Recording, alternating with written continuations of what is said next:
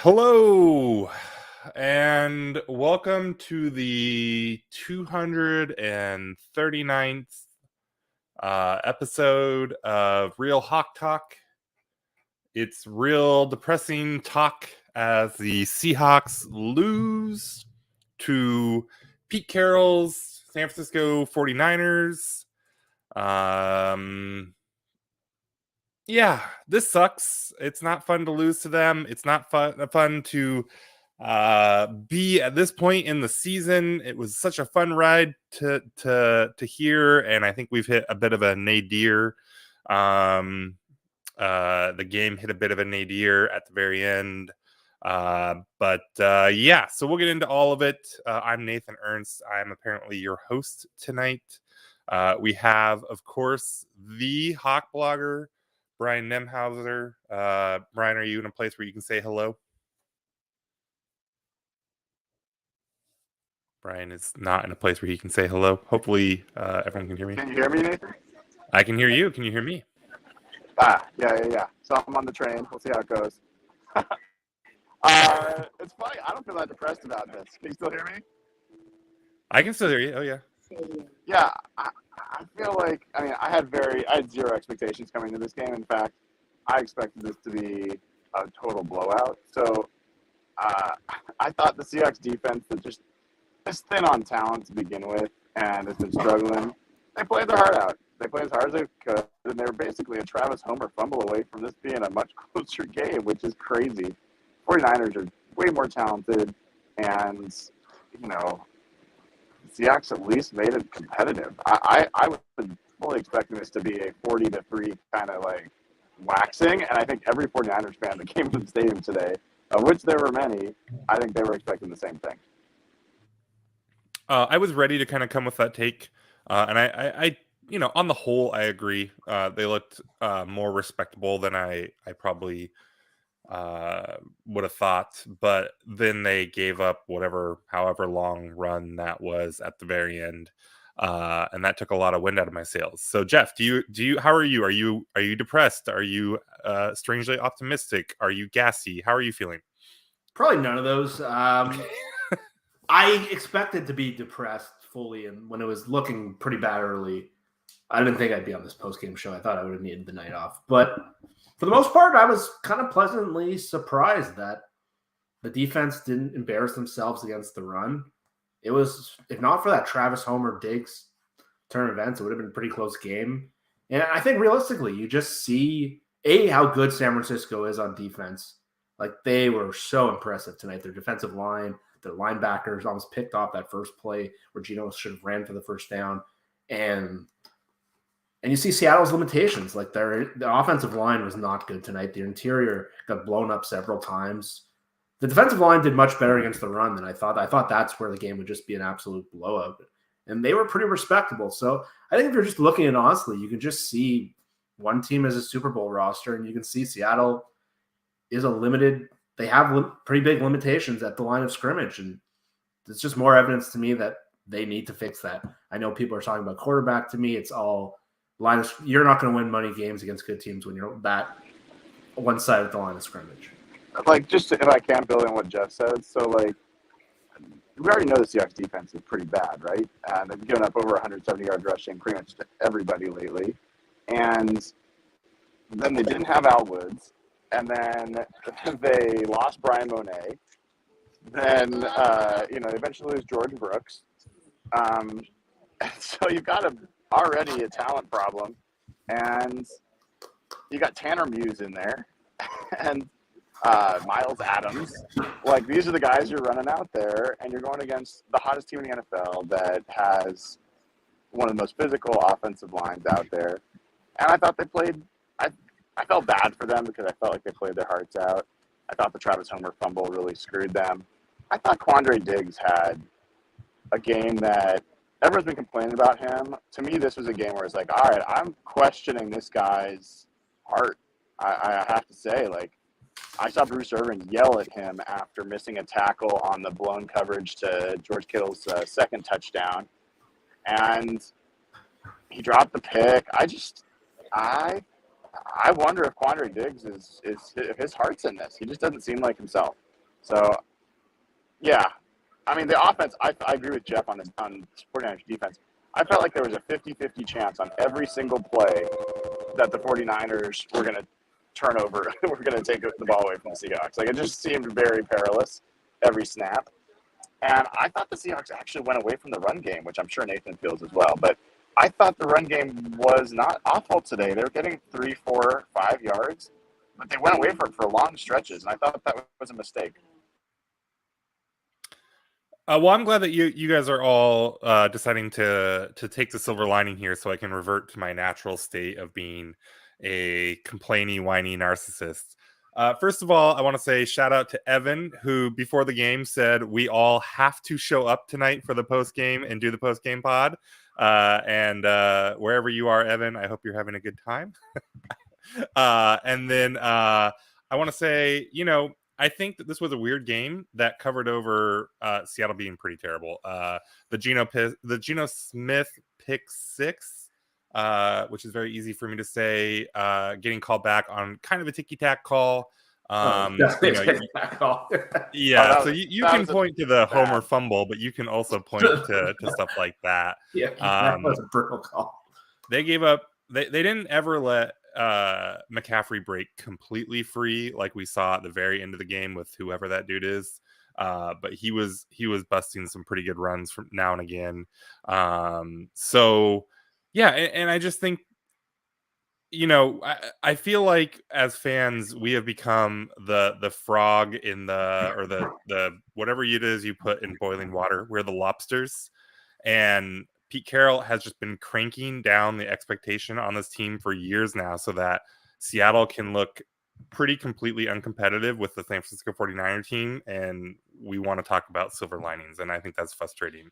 But I know it's a weird year. I know they traded Russ, and on the whole, it's positive. But I don't know, man. This team has been... We're talking about players screaming at each other on the sideline because they're not trying hard enough to tackle. And that, to me, is just hard to come away from the game feeling good about a whole lot of anything. See, I don't feel good. I don't feel good either. That's different. Go ahead, Jeff. Well, I'm just saying, I thought this game would be 38-3. And the fact that it was watchable and close and they didn't get destroyed against the run every play, I'm coming out not miserable like I was expecting. So it's purely feeling good relative to my expectations. But looking at the big picture, like you see a really limited team that needs a lot of help personnel-wise. A lot of their big money players are not playing well. Like, yeah, I think you're absolutely right, Nathan. Like, this team is not close to contending, and that's disappointing. Like, Brian, what were you going to say? I might be in a bad cell zone. Can you guys hear me? Okay, all right. We'll come back to you. Let us know when you're ready. So okay, so let's not let me get too curmudgeonly about this then, Jeff. What were the positives, like, and not just the relative positives, but did you come away with anything that was legitimately like, I feel good about this? I'll throw one out there right off the bat. Kenneth Walker looked fast as hell. And whatever a running back is worth, this is a dude who's had a couple seemingly fairly serious injuries. He had the weird hernia thing, he had the ankle thing, which didn't look like anything, but then it came out this is something he's been dealing with since high school, and I think didn't look like he really had missed a beat. So I'll throw that one out there as a positive. Yeah, and I thought the play where that led to the second or the Seattle touchdown where he got him in open space and you just saw his explosion, and you saw the difference between when he gets in the open field versus Travis Homer.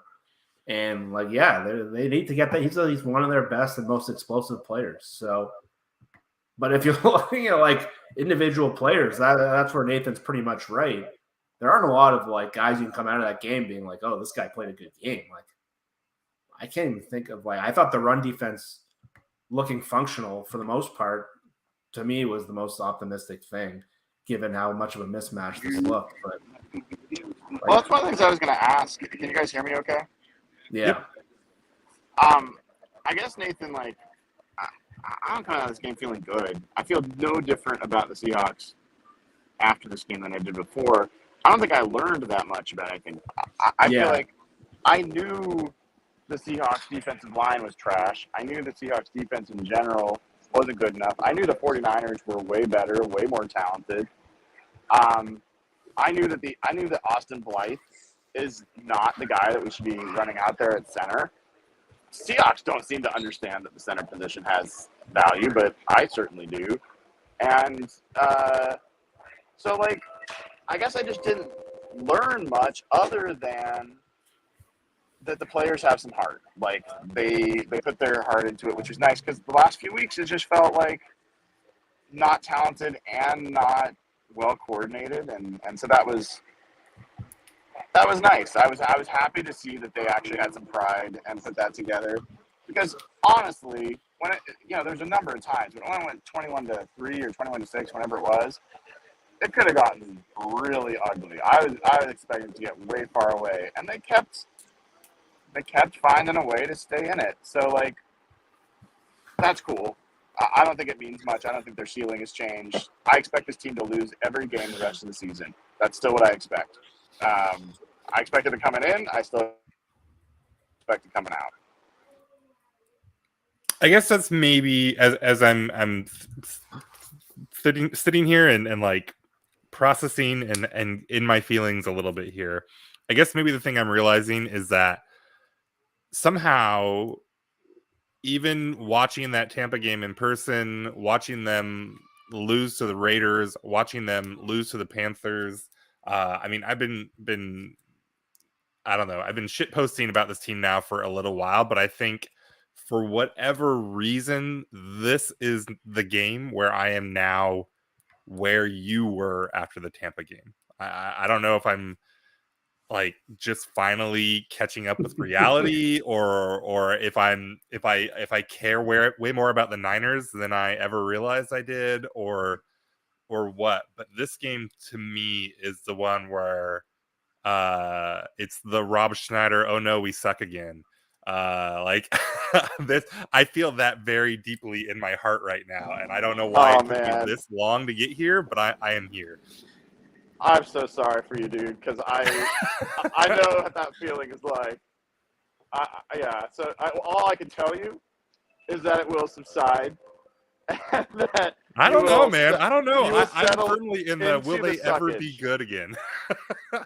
Yes, they absolutely will. So, like, I mean, look, this is what we talked about on this show. What was it, last night? Like, they are teetering on the edge.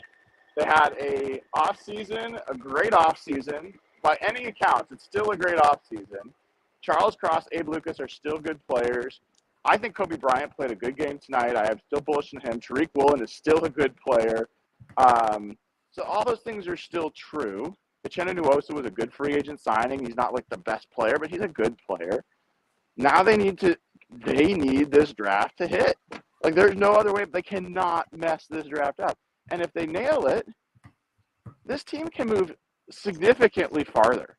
I think even if they just get someone like a Jalen Carter, I know that's crazy to say, but like if they just get an interior defensive lineman who's a game wrecker and everything else doesn't go right, just that one changes the ceiling for this team, puts them in a different place. And then they've got 3 other high draft picks to hit on 2 out of 4 or 3 out of 4. I think this team is back into being competitive. Like I don't think they're that far off in that regard. But yeah, they're if they don't hit this draft, they're pretty screwed, dude. They're pretty screwed. Yeah, they moved up in the draft tonight with the loss. They're now up to 16th pick, and they have a very low strength of schedule. So if they do go 0-4, as Brian predicted, that pick can end up 13, 14, 12, somewhere in there. Like, that's looking pretty nice. I don't know if they will go 0-4, but Detroit's going to win games. Green Bay's going to win games. Cleveland might win a couple games. Jacksonville might win a couple games. I said it last night. Like, this is arguably the most important offseason that John Schneider's had, maybe ever. Because I think it's the kind of thing where you look at the teams tonight, there's just a stark difference in quality, especially at the top. Like the amount of quality players San Francisco has and the amount of like established quality players Seattle has is pretty stark. And if they botch this draft or they make the wrong decision at quarterback, or they draft a quarterback and pass on getting that defensive line and they don't hit the quarterback right, yeah, Nathan, what he said before is totally right. Like, we could be looking at like a very depressing stretch here. So this offseason is so important. So I don't mind too much moving up the draft, to be honest, at this point. Making the playoffs, to me, serves very little purpose. I mean, honestly, for both of you, do you think that the Seahawks will be better off? I mean, I'm open to any answer. Do you think the Seahawks will be better off by finishing the season, by winning the next, let's say they win 2 out of the next 3 and somehow they make the playoffs? Do you think that that would be better for this team, or do you think that they would be better next year if they lost their next 3 games? I mean, this is where Pete Carroll is completely up in my head and has messed with everything that I know. Like, I mean, 11 years ago when we were having this argument about the 7 and whatever, or at that point they were 6 and 9 Seahawks, right? Trying to make the playoffs. I was firmly in the lose, don't go to the playoffs, get the better draft pick, right? But then they win, and then Beastquake, and then and then it's all history from there, right? So I don't know. I have to think that they're better off losing, but I don't know if they're better off losing the way they've been losing. Like they are closing this year out in such a I think a different way than we've probably ever seen a Pete. Have they ever closed out a year like this? No. I mean, they're like 6-3. Yeah, like if you're right, Brian, what are they going to end up going? Like 1-7? That's what's ironic, and it's not the same, but one of their worst endings to any season under Pete was 2013. They lost, I think, 3 out of 4 in the last month, including like a game to the Carson Palmer and Cardinals at home. That was like he threw like awful. 4 picks in that game. Yeah. Yeah, I mean, he threw all these picks and they still lost. Yeah. Anyway, like, no, that's the thing. Like, I think it's a fair debate to have. I am more interested in the debate about whether they need to continue going with this defensive philosophy or change it. I don't know if they changed anything tonight or not. I don't know if they talked about that on the broadcast or not. But this team is like they are 2 off seasons away from being of good off seasons away from being legitimate contenders. And they might be 5 years away from being legitimate contenders, depending on how things. Unless you think Geno can take you there. So that's just where I am with it. I don't know. I don't give a shit about Pete this way or that way. Fire him, not fire him, whatever. I'm just looking at the talent on the field. That's what I'm focused on right now, and I'm happy with some of the guys they added this year. I don't want to watch this defense play another snap. I'm so done with this defense. It's a grade school defense. It'd be interesting to know how Pete feels about this performance compared to some of the other ones, because I feel like it seemed like so in the past few weeks, it just seemed like everything was bad. And this week, it seemed like most things were good, but then when they were bad, oh God, both of the Kittle touchdowns were just like, oh no, what are you doing? And then to give up that 56-yard run at the end and all that, and we know how Pete feels about explosives. So yeah, I think that they seem to improve overall. I don't know what their actual success rate is, or allowed is, but to use that kind of frame of thought, I think their success rate was better than what we've seen from the past couple weeks. But then, the boomer bust, there was still a lot of bust in that defense. Yeah, Kyle got them on the double fake on the first one. The second one was a lot of it had to do with just us. And then the other big play they had was the tight end play up the sideline to the other tight end. So Kyle got them a couple times. Kyle's so good at this team and stuff like that. But yeah, you're not coming out of this game thinking like, I think we're just surprised that they didn't get destroyed on the ground again based on how the last month has gone. And this is probably the best running team they've played, which is weird enough. But like, yeah, you're not coming out of this game. That's why I really agree with what Brian said before. Like, I don't think we learned much.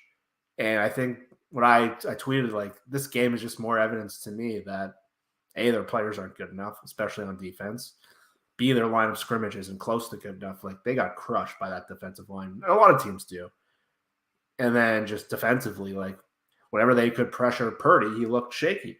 But when they didn't pressure Purdy, it was pretty easy for him. And they just don't have enough good players in that front seven. And I said on our show, like, I think me and Brian have the same conclusion there. Like, I think our evaluations have been made on this season. And I think that game is just, which is why I'm not that upset. I think it's just more proof of everything we've seen in the second half of the season.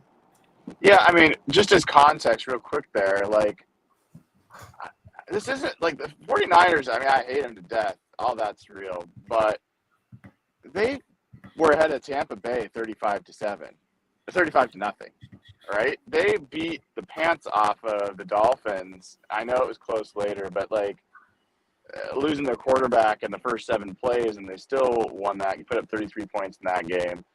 They've been dismantling teams lately, and this defense, there's no defense close. I don't think there's another defense close to this defense in the NFL. I think at every level they've got a star player, and like they're just fucking good. I wish they weren't, but they're really good, and I wish the Seahawks could have beat them somehow, but like 21-13 is anyway. I'm surprised the defense was able to hold them to 21 points.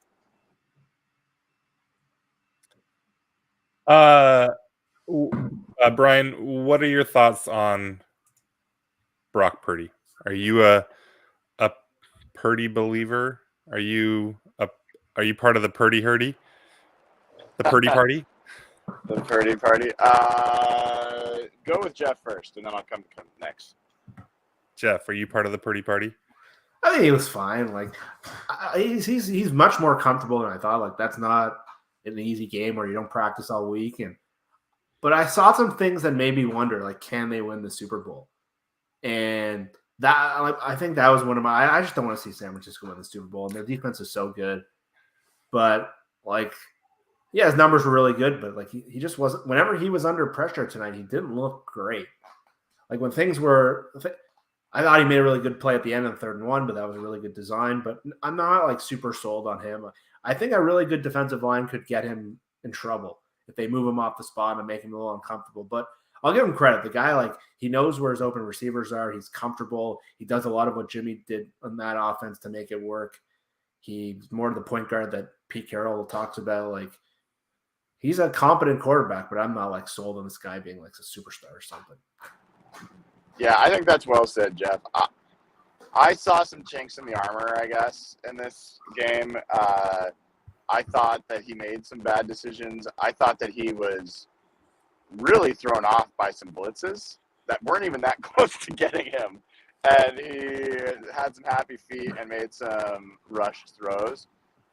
So if I'm a defensive coordinator elsewhere in the NFL, I'm like, oh, okay, I know how to come at him. The Seahawks never really made that adjustment. But it all starts with stopping the run against 49ers. And for most of this game, the Seahawks held up in that regard, enough to where, you know, he had to make some throws. And he's not a disaster. I mean, anyone hoping for that, I don't think he's going to unravel. But I saw some evidence that gives me some confidence that there's a ceiling on this 49ers season with him at the quarterback, and it's not a Super Bowl victory. Yeah, I'd be pretty shocked if he manages to win a Super Bowl, but I don't want to. It's one thing to shit on the Seahawks. I'm a little nervous to compliment the Niners here too much, but I am very hopeful that he is going to pick up the Ryan Fitzgerald mantle. and just be a stupid, fun a quarterback for a long time. You can tell that he was. There's so much Iowa State that's just like ingrained in him, where he's like, "Oh shit! If I don't do this, nobody's doing this." And so, I 100% believe that that fourth down. That he rushed into the line and got the offsides, and then Shanny punted anyways. I think he was just extremely in the moment and just total vibes based, and thought they had this and rushed everyone back and was 100% going to go for it. So I hope he leaves San Francisco and goes on somewhere else to bring lots of joy to the league. All right, I have a completely random trivia question. These are my favorite. And so I want you both to answer with your best guess here. So with the Seahawks lost tonight, I believe they now have a negative point differential. How many teams in the NFC have a positive point differential? Jeff Simmons. Philly, Dallas, San Francisco. 5? Incorrect, but you named 2 of them, which is very impressive. Mr. Hawkblogger, give me a number. He said he named 2 of them. That means that Dallas doesn't. San Francisco has to have a positive point differential. I would be surprised. And the Philly obviously does. I would say 3. I'm pretty sure the Vikings do not after they lost this last time. So I would say 3. All right. Well, the tweet that I read was a lie. The Niners, the Cowboys, and the Eagles all have a positive point differential. That's what? So do the Lions. And that's it. That's all. There's 4. 4 teams. I'm adopting the Lions this year. I'm cheering for the Lions. Yeah, me too. That's my team the rest of the year. If the Seahawks fall out of it and somehow the Lions can get into it, I would enjoy that. It's impressive too, because the other 3 teams in the NFC with a positive point differential have given up 248 points, 229 points, 200 and I guess now 30. Wait, how many points does the Seahawks score? 13? So 13. 223 points. The Lions have given up 347 points and still have a positive point differential. So good God, Jared Goff. Maybe I'm underestimating you. We'll see. Yeah. How long do we want to talk about this? No, I don't think there's that much more to talk about. Last thing I guess I'll say on it is, I mentioned a little bit before about the running game. The story of the Seahawks' demise the last 4 or 5 weeks has been inability to stop the run and inability to run the football. Both things happened simultaneously. They couldn't stop being able to do either. And I thought there was progress on both fronts tonight. I'm more interested in progress on the running the football on offense front, to be honest, because I just don't give a shit about anybody on that front 7 for the most part. Like, I'd be fine never seeing any of them play again. But I do want to see the offensive line figure out how to be successful run blocking, and I thought there were some signs of life there against a very good defense, and the Chiefs don't have as good of a defense. I mean, they gave up a bunch of points to Russell Wilson, for God's sake. So maybe that'll be a more interesting game. Who knows? So Derek put in the chat earlier, like in the 3rd quarter or something. Like, does this game make you want to draft a quarterback high? Any of you guys changing your mind on that? Nope. Yeah, I wrote him back saying no. Like, to me, it's all line of scrimmage watching that game, but I know, like, Evan was someone was texting us. I think it was Evan. Like, Gino is like, every time Gino makes a mistake, he seems to pop up somewhere. So I'm still open to the idea. Yeah. My preference, though, is still to stick with Gino, but I'm not going to lose my mind if they end up going the Bryce Young route or something like that, if they're able to swing that. So I think that's such a riskier thing, Nathan, man. If they don't hit that quarterback's not elite. Like, that quarterback's better than Geno, who's been a top 5 quarterback all year, they are screwed.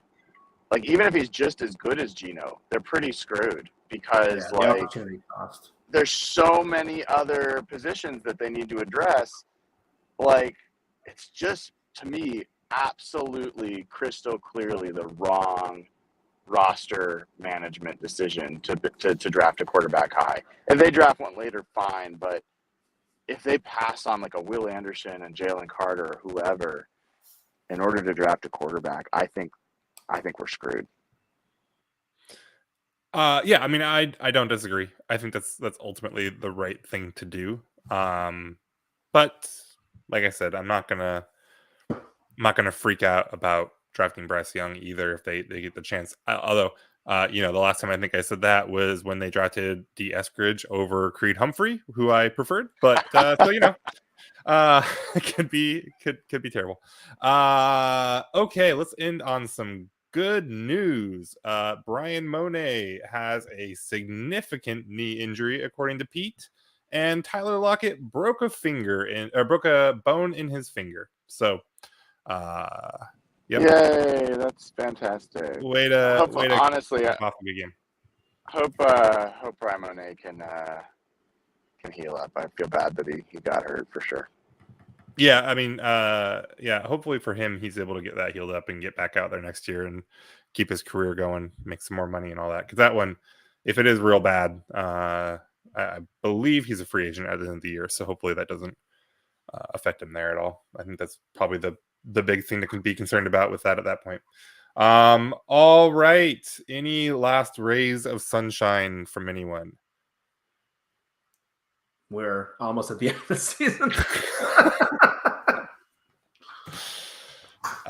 Yep. Okay. All right. Only 3 games left. I will say, this Chiefs game, I don't know if that's something to look forward to, but I'm really hopeful it's going to be a fun game. And let's get back to the attitude about the season where it's all fun and games and it's chill and whatever happens. And hopefully this Chiefs game is like 47-44. And if they win, that's amazing. And we'll talk about that a lot more next week.